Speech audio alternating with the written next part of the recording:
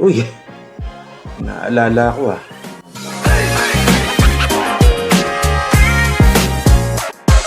What's up, peeps? Gagawa tayo ngayon ng kani mango salad.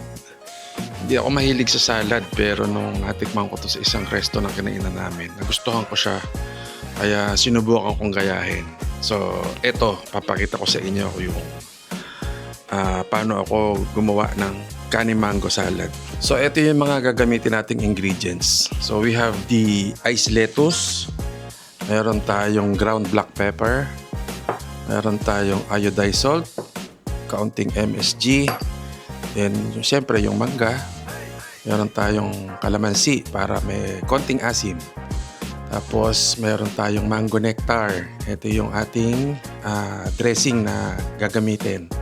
Aside from the Japanese mayo, itong Kewpie or Kipay, bahala kayo kung anong gusto nyo itawag dyan. And yung ating crab stick.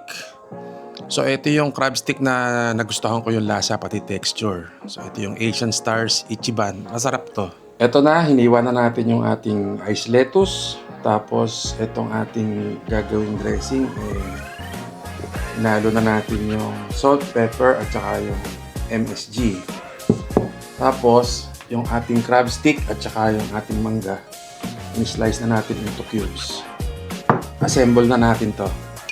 Lagay na natin tong ating mango nectar na mayroong salt, pepper at saka MSG. Spread natin. So ito yung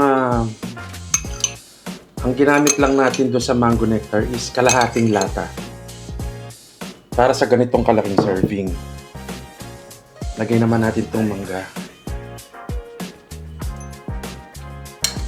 Spread out natin.